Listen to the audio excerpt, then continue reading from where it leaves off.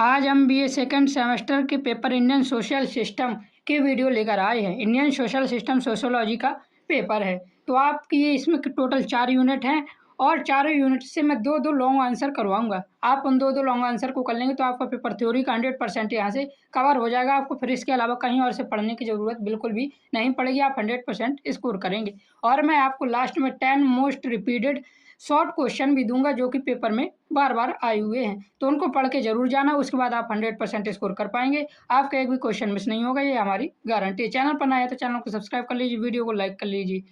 और तो पीडीएफ के लिए आप हम टेलीग्राम पर मैसेज कर सकते हैं। पीडीएफ आपको 9 रुपये के पेमेंट पर मैं आपको इसका पीडीएफ दे दूंगा। पढ़कर देखिए, आपको अच्छा लगेगा और आपको पेपर यहीं से आने वाला है। तो चलिए बिना देरी किए शुरू करते हैं बीए सेकंड सेमेस्टर के पेपर इंडियन सोशल सिस्टम की आज की ये थ्योरी। यूनिट 1 से मैंने 2 क्वेश्चन लिए, यूनिट 2 से, यूनिट 3 से, यूनिट 4 से। ऊपर आप यूनिट के नाम देख सकते हैं, आपका सिलेबस यही है या नहीं। तो देखिए, सबसे पहले यूनिट 1 में हमने जो पहला क्वेश्चन लिया हुआ है वह लिया हुआ है, भारतीय समाज की विविधता में योगदान देने वाले सामाजिक राजनीतिक कारक कौन कौन से हैं, ये हम देखेंगे। तो चलिए बिना देरी किए शुरू करते हैं। सबसे पहले प्रस्तावना देखिए। वीडियो लंबी है लेकिन एक वीडियो के बाद आपको दूसरी वीडियो कहीं से देखने की जरूरत नहीं पड़ेगी। भारत एक बहुसांस्कृतिक देश है जहाँ एकता में विविधता की भावना देखने को मिलती है। अलग अलग क्षेत्रों के लोग अपनी भाषा, संस्कृति, भोजन, पहनावे और परंपराओं में भिन्न होने के बावजूद एक राष्ट्र के रूप में जुड़े हुए हैं। इसे ही क्या कहते हैं? एकता में विविधता कहते हैं। भारतीय समाज की यह विविधता अचानक उत्पन्न नहीं हुई, बल्कि इसके पीछे अनेक सामाजिक और राजनीतिक कारण रहे हैं। तो विविधता के कौन से सामाजिक और राजनीतिक कारण रहे हैं, उन सभी कारणों को हम डिटेल से देखने वाले हैं। तो सबसे पहले देखते हैं भारतीय समाज की विविधता के सामाजिक कारक कौन कौन से हैं। सबसे जो पहला प्रमुख कारण है वह धर्मों की विविधता है। पहला कारक, भारत में हिंदू, मुस्लिम, सिख, ईसाई, बौद्ध, जैन, पारसी आदि अनेक धर्म पाए जाते हैं। प्रत्येक धर्म की अपनी परंपराएं, पूजा पद्धति और त्योहार होते हैं। इससे समाज में संस्कृति विविधता उत्पन्न होती है। हमारे भारतीय समाज में क्या होता है? सभी धर्म के लोग रहते हैं, उनकी अपनी परंपराएं होती हैं, पूजा पद्धति होती हैं और त्योहार होती हैं।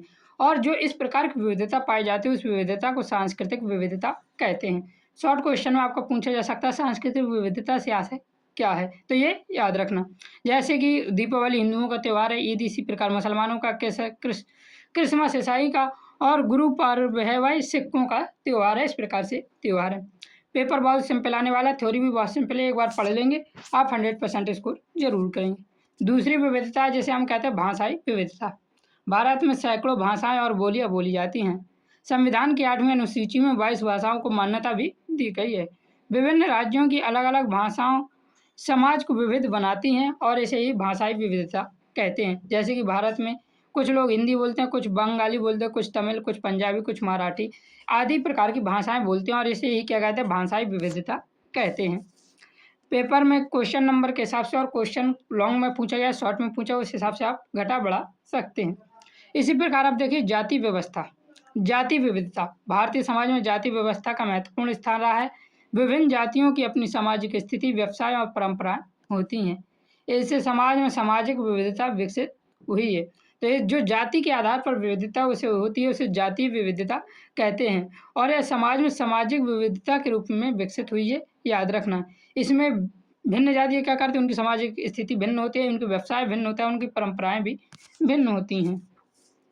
अब देखिए संस्कृति एवं परंपराएं। भारत के अलग अलग क्षेत्रों की संस्कृति, नृत्य, संगीत, भोजन और पहनावा अलग है।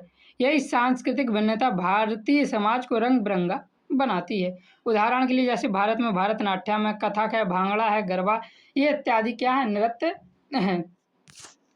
अब आगे देखते हैं और कौन सी विविधता। भौगोलिक विविधता भी भारत में बहुत पाई जाती है। जैसे भारत में पर्वत भी है, मैदान भी है, रेगिस्तान भी है और समुद्री क्षेत्र भी है। भौगोलिक परिस्थितियों के कारण लोगों की जीवन शैली, व्यवसाय और संस्कृति अलग अलग विकसित हुई है।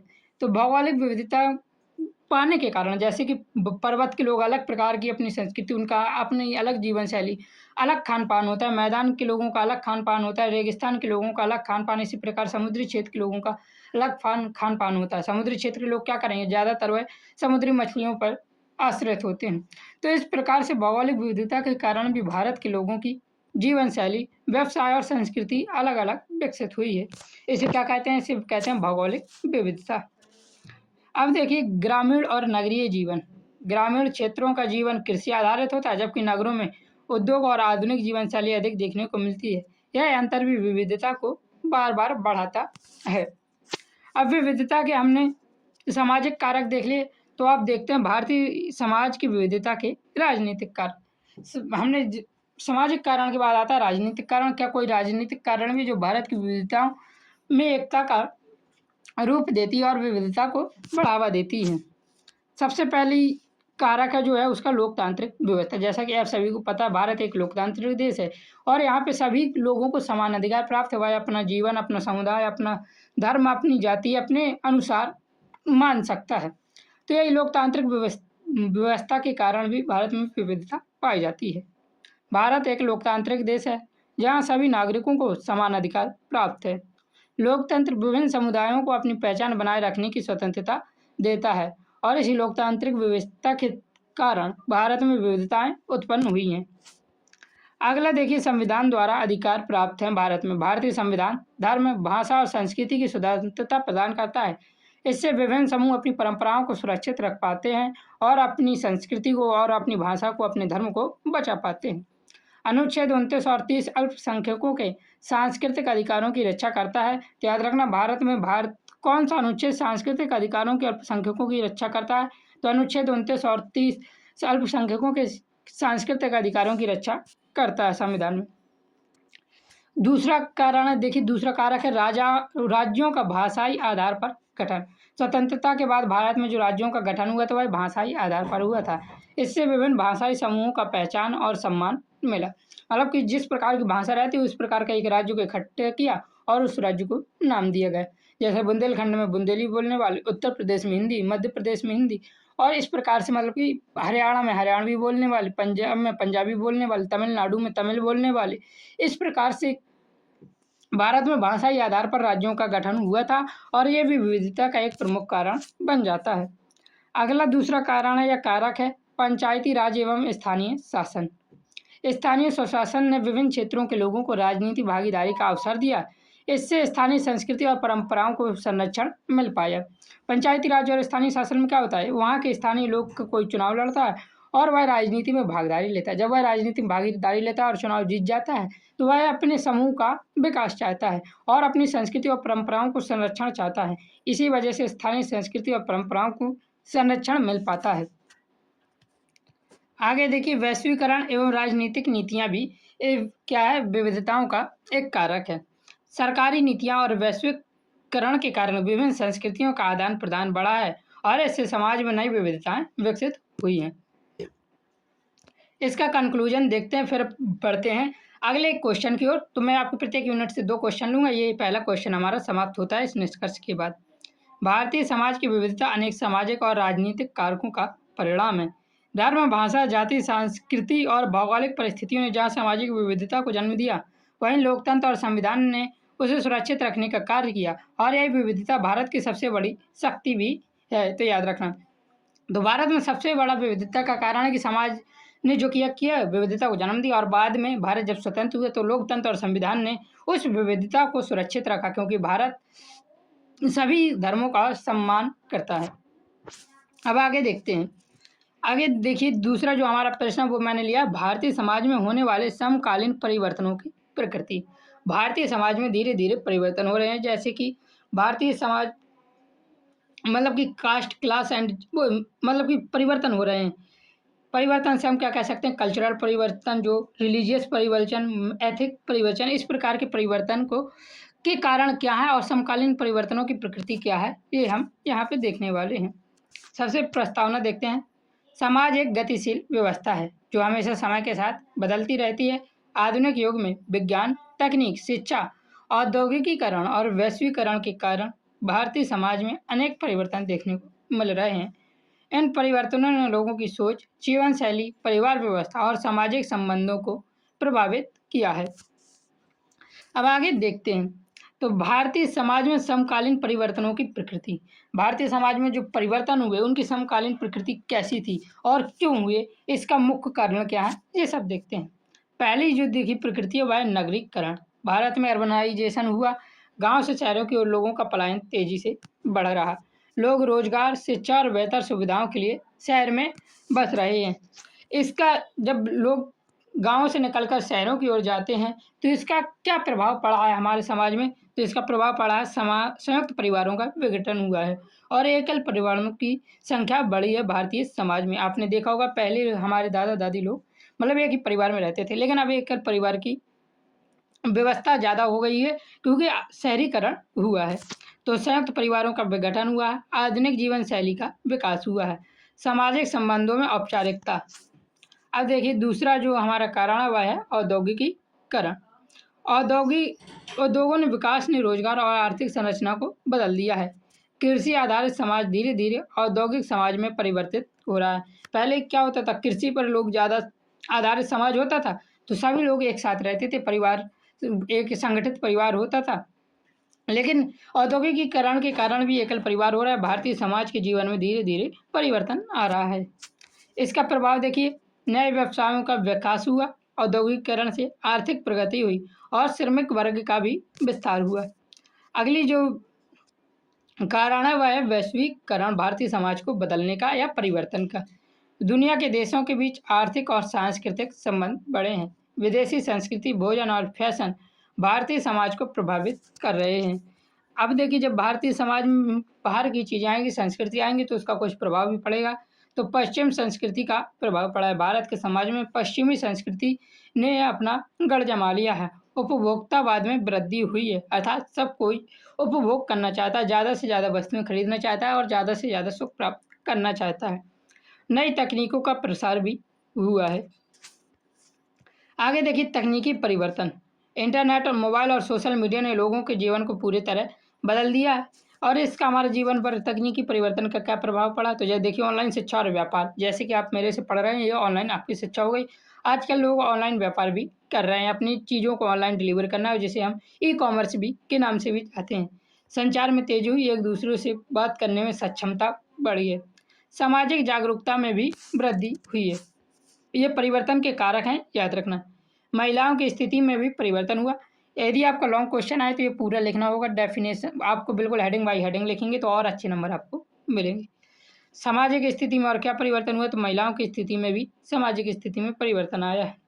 शिक्षा और रोजगार के अवसर बनने से महिलाओं की स्थिति मजबूत हुई है। महिलाएं अब राजनीति, शिक्षा, विज्ञान और प्रशासन में सक्रिय भूमिका निभा रही हैं। अब जब महिलाओं की स्थिति में परिवर्तन आया तो इसका क्या प्रभाव पड़ा? तो लैंगिक समानता में वृद्धि हुई है। जहाँ पहले लैंगिक असमानता थी, वहीं लैंगिक समानता में क्या हुई? वृद्धि हुई है। महिलाओं का आर्थिक सशक्तिकरण हुआ है। महिला सशक्तिकरण योजना भी चल रही है। बाल विवाह और पर्दा प्रथा में भी कमी आई है। आगे देखते हैं परिवार व्यवस्था में भी परिवर्तन हुआ। पहले लोग संयुक्त परिवार अधिक थे, लेकिन अब एकल परिवारों की संख्या बढ़ रही है। ये परिवर्तन आए हैं भारतीय समाज में धीरे धीरे करके। इसका क्या कारण है? तो सबसे प्रमुख कारण है नगरीकरण है। और जब नगरीकरण होता है तो रोजगार के हेतु पलायन होता है और व्यक्तिगत स्वतंत्रता की भावना भी एकल परिवार को बढ़ावा दे रही है। अब देखिए शिक्षा का विस्तार भी हुआ है। ये भी कहीं ना कहीं भारतीय समाज को बदलने में एक प्रमुख योगदान देता है। शिक्षा के प्रसार से लोगों में जागरूकता बढ़ी और अंधविश्वास और सामाजिक कुरीतियों में कमी आई है। आप जब पेपर थोड़ा मतलब कि अगर शॉर्ट क्वेश्चन में पूछा जाए तो आप ये छोटी छोटी हेडिंग्स पूछ सकते हैं। जब लॉन्ग क्वेश्चन में पूछा जाएगा तो जैसे मैंने ऊपर हेडिंग दी थी सीधी सीधी वही क्वेश्चन पूछ किया जाता है, तब आप एक एक हेडिंग बाई हेडिंग बनाकर कर सकते हैं। सामाजिक समानता की भावना से दलित, पिछड़े वर्ग और महिलाओं के अधिकार के प्रति जागरूकता बढ़ी है। आरक्षण और सामाजिक आंदोलन ने भी समानता को बढ़ावा दिया है। दलितों को, पिछड़े वर्ग को और महिलाओं को, याद रखना दलित, पिछड़े वर्ग और महिलाओं को एक ही जगह रखा जाता है। इनके अधिकारों के प्रति जागरूकता के लिए सरकार नियम बनाती है, कानून बनाती है, आरक्षण बनाती है और सामाजिक आंदोलन भी होते हैं, तो इससे समानता को बढ़ावा मिला है। अब देखिए समकालीन परिवर्तनों की विशेषताएं। हमने इतने सारे समकालीन परिवर्तन देखे, जैसे औद्योगिकीकरण और शहरीकरण, मतलब कि महिलाओं का सशक्तिकरण। तो इस परिवर्तन की विशेषताएं क्या हैं? तो समकालीन परिवर्तनों की विशेषताएं देखते हैं। समकालीन तीव्र गति से हो रहे हैं। आधुनिकता का प्रभाव तेजी से बढ़ रहा है। पारंपरिक मूल्यों में बदलाव आ रहा है और व्यक्तिवाद की भावना बढ़ रही है। विज्ञान और तकनीकी का प्रभाव भी पड़ रहा है हमारे समाज में। इसका कंक्लूजन देखते हैं। भारतीय समाज में समकालीन परिवर्तन आधुनिकता, शिक्षा और औद्योगिकरण और तकनीकी विकास के कारण हो रहे हैं। इन परिवर्तनों ने समाज को अधिक जागरूक और प्रगतिशील बनाया है, लेकिन इस साथ ही पारंपरिक मूल्यों और सामाजिक संबंधों में भी बदलाव लाया है। इसलिए आवश्यक है कि आधुनिकता और परंपरा के बीच संतुलन बनाए रखा जाए। तो क्या हुआ, जब भारत के समाज में जब परिवर्तन आया और लोग जागरूक हुए और प्रगतिशील बनाए, लेकिन इसके साथ क्या हुआ, पारंपरिक मूल्य और सामाजिक संबंधों में भी बदलाव आया है। लोगों के बीच की दूरी बढ़ गई है और इसलिए आवश्यक है आधुनिकता और परंपराओं के बीच संतुलन बनाए रखा जा सके। इसका हमें प्रयास करना चाहिए। अब यूनिट 2 से रिलेटेड क्वेश्चन हम देखेंगे। तो यूनिट 2 से भी मैंने 2 मोस्ट रिपीटेड क्वेश्चन लिए हैं, मतलब कि लॉन्ग क्वेश्चन लिए। इन लॉन्ग क्वेश्चन को पढ़ के आप पूरा पेपर 100% स्कोर कर पाएंगे। तो पहले देखिए, हम देखेंगे भारतीय समाज में जाति आधारित असमानता के मुख्य कारण कौन कौन से हैं। ये हमें यूनिट 2 के पहले क्वेश्चन या पहली थ्योरी में हमें से देखना है। मैं दो मोस्ट और लॉन्ग क्वेश्चन लेके आया हूँ। तो पहला हमारा, भारतीय समाज में जाति आधारित असमानता के मुख्य कारण कौन कौन से हैं, इसकी प्रस्तावना देखते हैं सबसे पहले। तो शुरू करते हैं। भारतीय समाज में जातीय व्यवस्था प्राचीन समय से विद्यमान रही है। प्रारंभ में यह व्यवस्था कार्यों के विभाजन पर आधारित थी, लेकिन धीरे धीरे इसमें ऊंच नीच तथा भेदभाव की भावना उत्पन्न हो गई। इसी कारण समाज में जाति आधारित असमानता विकसित हुई। आज भी अनेक क्षेत्रों में जातिगत भेदभाव देखने को मिलता है। तो क्या होता था, प्राचीन समय में एक ही घर में कई जाति के लोग रह सकते थे, क्योंकि पहले जाति कार्यों के आधार पर विभाजित होती थी, ना कि जन्म के आधार पर। जैसे कि एक घर में 5 भाई हैं और 5 भाई, एक मतलब कि मटका बनाता है तो वह कुम्हार कहलाएगा, दूसरा लकड़ी का काम करता है तो वह बढ़ाई कहलाएगा, तीसरा व्यक्ति या लोहे का काम करता है तो वह लोहार कहलाएगा। इस प्रकार से अगर मतलब कि 5 प्रकार के भाई हैं, 5 अलग अलग काम कर रहे हैं, तो उनकी जाति अलग अलग होगी। लेकिन धीरे धीरे समाज में परिवर्तन आया। परिवर्तन के कारण ऊंच नीच में भेदभाव बढ़ता गया और जाति जन्म आधारित हो गई, मतलब जिस घर में जन्मा होगा, जिस जाति का होगा, वही काम करेगा। लेकिन फिर आधुनिकीकरण हुआ। आधुनिकीकरण के बाद फिर जातिवाद धीरे धीरे कम हुआ। यही सब हमें देखना, जाति आधारित असमानता के मुख्य कारण क्या हैं, ये अब हम आगे देखेंगे। तो जाति आधारित असमानता के मुख्य कारण में पहला कारण है वर्ण व्यवस्था। प्राचीन भारतीय समाज में ब्राह्मण, क्षत्रिय, वैश्य और शूद्र 4 वर्ण बनाए गए थे। समय के साथ व्यवस्था कठोर होती गई और ऊंच नीच की भावना विकसित हो गई। इससे सामाजिक असमानता बढ़ती गई। तो वर्ण व्यवस्था सामाजिक असमानता का प्रमुख कारण माना जाता है। अगला जो वो है अस्पृश्यता की भावना। तो कुछ जातियों को निम्न समझकर उनके साथ भेदभाव किया गया, उन्हें मंदिर, कुएं और सार्वजनिक स्थानों से दूर रखा गया। इससे समाज में असमानता और अधिक गहरी होती चली गई। आप इसे अपने मन से भी थोड़ा बढ़ा के लिख सकते हैं, यदि आप और ज़्यादा पेज भरना चाहते हैं, लेकिन आपको मतलब कि एक लिमिट के अंदर लिखना होता है, तो जानबूझकर पेज कॉपी में बिल्कुल भी पेपर में ना भरें। छोटी छोटी हेडिंग के साथ ये कंप्लीट करेंगे हम पूरा। शिक्षा में असमानता के कारण भी जातियों में असमानता है। निम्न जातियों को लंबे समय तक शिक्षा से वंचित रखा गया। जिसको भी आप शिक्षा से दूर रखेंगे वह धीरे धीरे क्या होता जाएगा, कमजोर होता जाएगा। शिक्षा की कमी के कारण वे सामाजिक और आर्थिक रूप से पिछड़े रह गए और लगातार पिछड़ते रहे। फिर अगला कारण है वह है आर्थिक असमानता। उच्च जातियों के पास भूमि, धन और संसाधनों का अधिक नियंत्रण था, जबकि निम्न जातियां मजदूरी और छोटे कार्यों तक सीमित रहीं। इससे आर्थिक अंतर लगातार बढ़ता रहा। फिर है सामाजिक परंपराएं। पुरानी सामाजिक मान्यताओं और रूढ़ियों ने जातिगत भेदभाव को मजबूत किया और अपनी जाति को श्रेष्ठ मानते रहे और दूसरी जातियों को निम्न समझते रहे। ये सामाजिक परंपराएं थी, मतलब कि वो क्या करते थे, अपनी जाति को श्रेष्ठ मानते थे, दूसरी जाति को हमेशा नीचा समझा है। आज भी ये जो जातिगत असमानता ये बहुत तेजी से अपना रूप बदल रही है। बस अब इसका रूप बदल गया, बड़ा आज भी रही है, लेकिन बस इसका थोड़ा सा क्या हुआ है, रूप बदला हुआ है। उस पर हम कभी और चर्चा करेंगे। अंतरजातीय विवाह पर रोक। तो जो जातिगत असमानता का सबसे बड़ा कारण माना जाता है वह अंतरजातीय विवाह पर रोक माना जाता है। भारतीय समाज में अपनी जाति के भीतर विवाह करने की परंपरा रही है। इससे जातिगत विभाजन और अधिक मजबूत हुआ है। जब अपनी जाति के भीतर विवाह होता है तो इससे क्या होता है, जातिगत विभाजन तेजी से बढ़ने लगता है और वह अपना घर जमाने लगता है। तो अंतरजातीय विवाह पर रोक होने से भारत में असमानता, जातिगत असमानता बढ़ी है। इसलिए भीमराव अंबेडकर ने अंतरजातीय विवाह को बढ़ावा देने दिया था। अब देखिए राजनीतिक कारण भी हैं इसके कुछ। तो कई बार राजनीतिक दल जाति के आधार पर लोगों को बाँटते हैं। चुनावों में जातिवाद का प्रयोग सामाजिक असमानता को बढ़ावा देता है। आपने कुछ लोग नेताओं को देखा होगा जो कि जाति के आधार पर वोट माँगते हैं, कुछ धर्म के आधार पर वोट माँगते हैं, कुछ भाषा के आधार पर वोट माँगते हैं। तो इस प्रकार से राजनीतिक कारण हो जाते हैं, जैसे कि बंगाल पर आपको क्या मिलता है, भाषा के आधार पर वोट माँगते हैं। जब हम यहीं यूपी में आ जाते हैं तो यहाँ पे क्या करते हैं, जाति के आधार पर वोट माँगा जाता है। लेकिन जब पूरे भारत की बात आती है तो फिर उस वहाँ पे धर्म के आधार पर वोट माँगा जाता है और अपनी-अपनी पार्टियाँ अपने-अपने हिसाब से ये विभाजन करती रहती हैं और यही सबसे बड़ा सामाजिक असमानता का बढ़ावा देना बन गया है। अब देखिए ग्रामीण समाज की संरचना कैसी है। ग्रामीण क्षेत्रों में आज भी जाति व्यवस्था का प्रभाव अधिक देखने को मिलता है। वहाँ सामाजिक संबंध अक्सर जाति पर आधारित ही होते हैं। आपने अपनी भी गाँव में देखा होगा। जाति आधारित असमानता के क्या प्रभाव हैं? इसका क्या इम्पैक्ट पड़ता है हमारे समाज में, हमारे देश में? ये है, तो सामाजिक भेदभाव में बराबर वृद्धि होती है। जब सामाजिक भेदभाव में वृद्धि होगी, तो देश की आर्थिक प्रगति रुक जाती है। निम्न जातियों का शोषण होता है जाति आधारित असमानता के प्रभाव से। शिक्षा और रोजगार में असमान अवसर तो देश भी पीछे। सामाजिक एकता में कमी आती है। जब सामाजिक एकता में कमी आती है, तो राष्ट्रवाद में भी कमी आ जाती है। गरीबी और पिछड़ापन भी इससे बढ़ जाता है। अब देखिए जातिगत असमानता दूर करने के कुछ उपाय, जैसे कि शिक्षा का प्रसार अब तो बहुत तेज़ी से हो गया, हर घर में शिक्षा है। भले ही वो कितनी भी गरीब घर से हो, ऑनलाइन की वजह से आज शिक्षा का प्रसार बहुत तेज़ी से हो गया, जो कि जातिगत असमानता को दूर करने का एक प्रमुख उपाय है। समान अवसर प्रदान करना, कोई छोटी जात का हो या बड़ी जात का हो, उन दोनों को ही समान अवसर प्रदान करना और आरक्षण के माध्यम से छोटी जातियों को उठाना, ये भी जातिगत असमानता को दूर करने का एक प्रमुख उपाय है। सामाजिक जागरूकता बढ़ाना, जब तक जागरूकता नहीं बढ़ेगी, नियम और कानून चाहे जितने बढ़ाते जाए, इससे कुछ नहीं होता। अंतर जातीय विवाह को प्रोत्साहन करना, अपनी जाति को छोड़कर अगली जाति में विवाह करने से भी जातिगत असमानता दूर होगी, क्योंकि इससे जातिवाद खत्म होगा। संविधान एवं कानून का कठोर पालन होना और उसके पालन के लिए कठोर कानून और बनाए जाना, ये सब मिलकर जातिगत असमानता को दूर करने में सक्षम रह सकते हैं। इसका कंक्लूजन देखिए, जाति आधारित असमानता भारतीय समाज की एक गंभीर समस्या है। यह सामाजिक एकता और विकास में बाधा उत्पन्न करती है।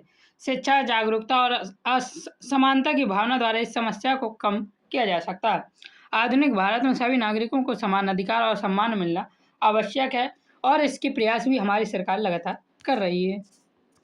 अब देखिए जब हमने ये जातिगत असमानता देख ली, तो उसके बाद जब जातिगत असमानता होगी तो लोगों का व्यवसाय कमज़ोर होगा, लोग गरीब होंगे। अब इसी के पीछे देखते हैं भारत में कमज़ोर वर्ग की मुख्य समस्याएँ। एक समस्या तो है जातिगत असमानता, वो हम ऊपर देख सकते हैं, लेकिन और भी जो समस्याएँ हैं अब हम वो देखेंगे और इसके बाद यूनिट 3 और यूनिट 4 आपकी बचेंगी। तो चलिए पहले इसे ख़त्म करते हैं। भारतीय में कमज़ोर वर्ग की मुख्य समस्याएँ।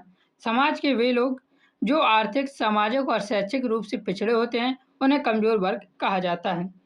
वो कमज़ोर वर्ग किसी भी जाति, किसी भी धर्म का हो सकता है। याद रखना, वह बस आर्थिक, सामाजिक और शैक्षिक रूप से पिछड़ा हुआ हो तो उसे कमज़ोर वर्ग कहा जाएगा। इसमें अनुसूचित जातियाँ, अनुसूचित जनजातियाँ, पिछड़ा वर्ग, महिलाएँ, गरीब, मजदूर वर्ग शामिल हैं। भारतीय समाज में इन वर्गों को अनेक समस्याओं का सामना करना पड़ता है। देखिए, जब जातियों की बात आती है तो अनुसूचित जातियों में सारी जातियाँ, अनुसूचित जनजातियों की सारी जातियाँ। पिछड़ा वर्ग, तो पिछड़ा वर्ग आप जानते हैं। जब महिलाओं की बात आती है तो महिलाएँ किसी भी जाति की हो सकती है, पिछड़े वर्ग की हो सकती है, अनुसूचित की हो सकती है, जनरल की हो सकती है। जब गरीबी की बात आती है तो वो भी किसी भी जाति हो सकता है, मजदूर वर्ग भी किसी भी जाति का हो सकता है। तो आर्थिक और सामाजिक रूप से जो पिछड़े होते हैं वो कमज़ोर वर्ग कहलाते हैं और कमज़ोर वर्ग में ये सारे वर्ग आते हैं। भारतीय समाज में इन वर्गों को अनेक समस्याओं का सामना करना पड़ता है। कमज़ोर वर्ग की मुख्य समस्याएँ देखिए, सबसे पहले कमज़ोर वर्ग की मुख्य समस्या है गरीबी। कमज़ोर वर्ग की सबसे बड़ी समस्या गरीबी है। आय कम होने के कारण वे अपनी मूलभूत आवश्यकताओं को भी पूरा नहीं कर पाते हैं। जब गरीबी होगी, मूलभूत आवश्यकताओं को भी पूरा नहीं करेंगे, तो इसका कुछ उनके जीवन पर प्रभाव पड़ेगा, जैसे कि कुपोषण। भारत के अधिकांश क्षेत्रों में जो कि पिछड़े क्षेत्र हैं, वहाँ पे क्या होता है, कुपोषण की समस्या बहुत अधिक होती है। उनका जीवन स्तर खराब होता है, पीने के लिए पानी अच्छा नहीं होता है, खाने के लिए भोजन अच्छा नहीं होता है, बच्चों की शिक्षा में बाधा, ना ही अच्छे स्कूल होते हैं, ना ही अच्छे कॉलेज होते हैं, जो गरीब वर्ग होते हैं। और जब गरीब वर्ग एक बिल्कुल आपने देखा भी होगा झुग्गियों बनाकर जो रहते हैं। फिर इसका देखिए जो दूसरा कारण है वह है अशिक्षा। शिक्षा की कमी के कारण कमजोर वर्ग विकास के अवसरों से वंचित रह जाते हैं। अशिक्षा उन्हें जागरूक और आत्मनिर्भर बनने से रोकती है। इसलिए सरकार मुफ्त शिक्षा, सरकारी स्कूल और सरकारी कॉलेजों पर ध्यान देती है शिक्षा की कमी को दूर करने के लिए, ताकि वो अवसरों से वंचित न रहें। अब आगे देखिए, और अगला वो कारण है बेरोजगारी, कमजोर वर्ग की असमानता। कौशल और शिक्षा की कमी के कारण स्थायी रोजगार नहीं मिल पाता है। कई लोग दिहाड़ी मजदूर पर निर्भर रहते हैं, तो बेरोजगारी भी इसका एक बहुत महत्वपूर्ण कारण हो जाता है। आगे सामाजिक भेदभाव भी इसका महत्वपूर्ण कारक। कमजोर वर्ग को कई बार जाति, लिंग और आर्थिक स्थितियों के आधार पर भेदभाव का सामना करना पड़ता है। स्वास्थ्य संबंधी समस्याएं भी होती है। गरीबी और जागरूकता की कमी के कारण उचित स्वास्थ्य सुविधाएं भी नहीं मिल पाती हैं कमजोर वर्गों को।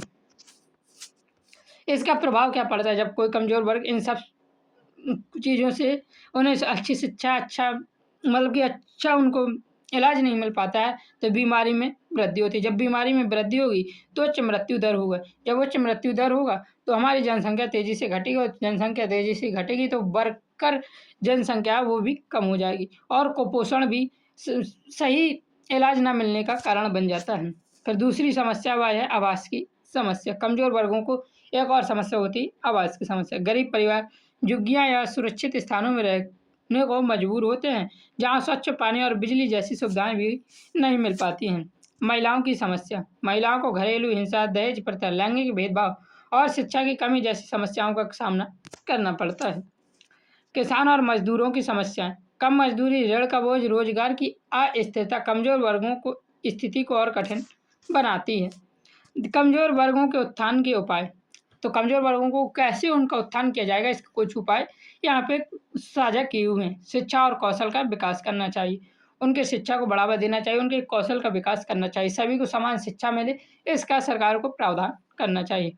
रोजगार के अवसर को बढ़ाना चाहिए, सरकारी योजनाओं को प्रभावी रूप से क्रियान्वयन करवाना चाहिए। सरकारी योजनाएं हमारे देश में पास तो होती हैं, लेकिन एक अधिकारी से दूसरे अधिकारी आते आते उस पर करप्शन ठूस ठूस के भर जाता है।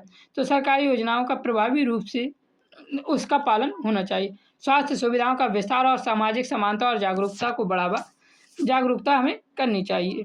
निष्कर्ष, कमजोर वर्ग की समस्याएं केवल आर्थिक नहीं बल्कि सामाजिक और शैक्षिक भी हैं। इन समस्याओं का समाधान शिक्षा, रोजगार, सामाजिक न्याय और सरकारी सहायता से संभव है। समाज और सरकार दोनों का कर्तव्य है कि समाज कमजोर वर्गों को समान अवसर और सम्मान प्रदान करें। तो इस प्रकार से हम कमजोर वर्ग की समस्याओं को कम कर सकते हैं। यूनिट 1 और यूनिट 2 की मैंने आपको दो मोस्ट लॉन्ग क्वेश्चन करवा दी हैं। इन लॉन्ग क्वेश्चन से ही आपको पूरा पेपर आ जाएगा। मैं 10 अभी मोस्ट शॉर्ट क्वेश्चन भी दूंगा, तो उनको भी पेपर में पढ़ के जाना। पीडीएफ के लिए आप हमें टेलीग्राम पर मैसेज करना। अगर मैं इसी पे दूसरी, तीसरी और चौथी यूनिट बताऊंगा तो वीडियो बहुत लंबा हो जाएगा, इसलिए आप हमसे पीडीएफ खरीद सकते हैं। टेलीग्राम पर मैसेज करिए, सिर्फ 9 रुपये की पेमेंट पर मैं आपको पीडीएफ दे दूंगा। उस पर सभी आपके 10 मोस्ट रिपीटेड जो शॉर्ट क्वेश्चन है उनको दूंगा, और ये यूनिट 1, यूनिट 2, यूनिट 3 और यूनिट 4 के दो जो क्वेश्चन हैं उनको मैं आपको दे दूंगा। आप 100% स्कोर जरूर करेंगे। चैनल पर नए हैं तो सब्सक्राइब कर लीजिए। पीडीएफ के लिए टेलीग्राम पर मैसेज जरूर करना। जय हिंद, जय भारत, राधे राधे।